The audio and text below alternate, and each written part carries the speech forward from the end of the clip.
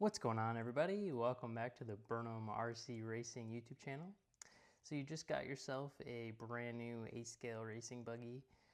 You got yourself an engine and a clutch, and you're wondering, how do I install this thing? So let's talk about it. First off, let's talk about equipment. Of course, you'll need a nitro engine. Here I have a Bullet F225 0.21 nitro engine. This is an engine that was made by FX for Bullet a few years ago. It's a pretty cool engine. It's effectively a FX K303 engine. So you'll need an engine. You'll need a clutch.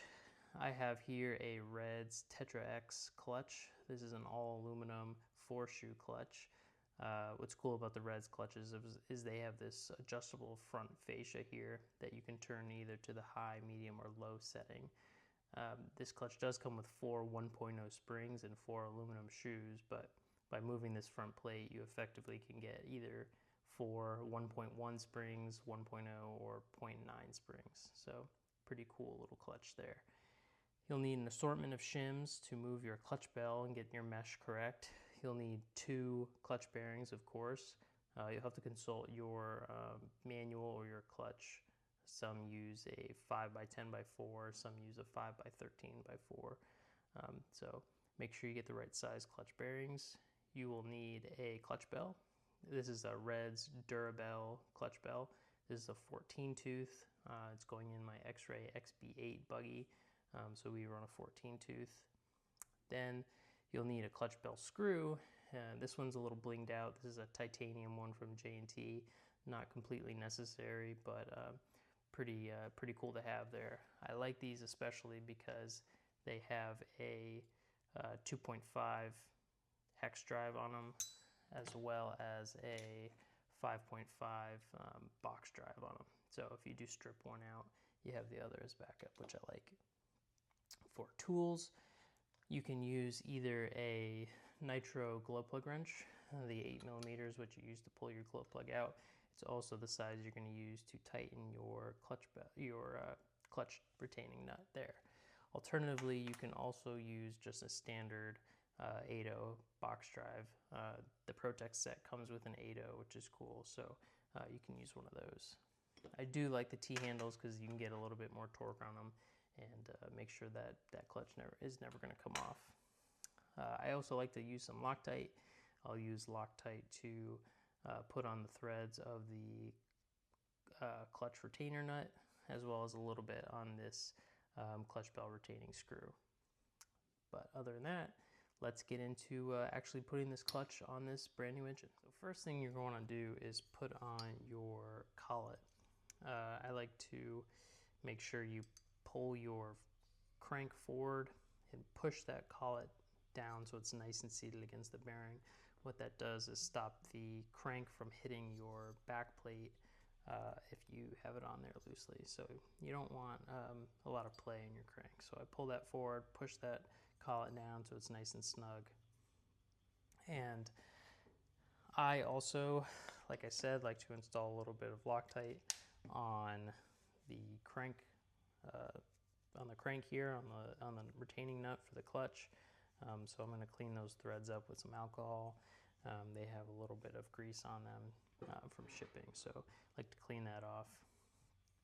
After that, I'll go ahead and put my little dab of Loctite. Like I said, I usually recommend that you do a dry fit if it's your first time installing an engine, to make sure you got your mesh set up correctly, make sure you have your shims set up correctly. But since I've run this setup before, I have no need to really do that. I know where I like the shims, I know where I like the mesh. So I'll go ahead and push that crank or that clutch assembly on, grab the retaining nut and tighten it down there. Now, one tool I did forget to mention is a pipe wrench of some kind. That's to hold your flywheel while you tighten your retaining nut. I like to wrap a microfiber around it and grab it just so it doesn't get marred up. It inevitably is going to get marred up and scratched and dinged up as you run it, of course, on an outdoor track. But my OCD just doesn't allow me to grab this aluminum flywheel with steel pliers.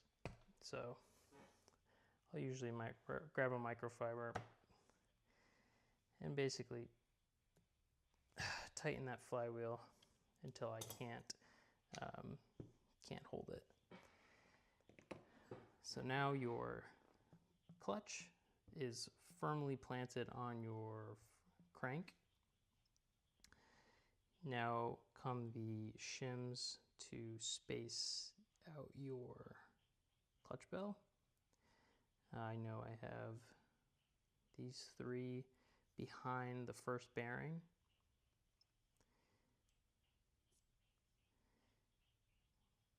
Then comes my clutch bell. And then finally my front bearing. And you should have just the tiniest bit of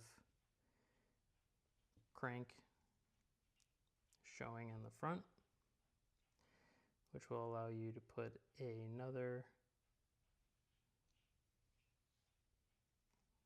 shim, and finally your clutch bell retaining screw.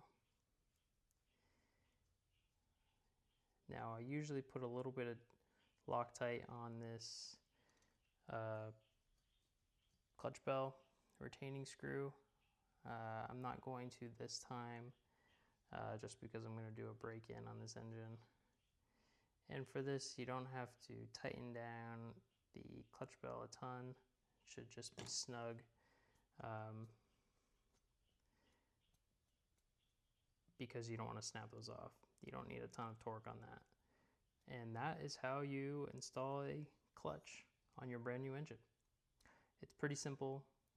You'll need a couple nitro specific tools, but it's an easy process to do. Again, don't forget to do a dry fit, install your engine, check your mesh, see how things are looking, then adjust your shims from there and see what works best for you. If you thought this video was helpful, like, comment, and subscribe. Let me know down in the comments if you want to see a review on any of the components here on this engine or on this clutch. And I will see y'all in the next one.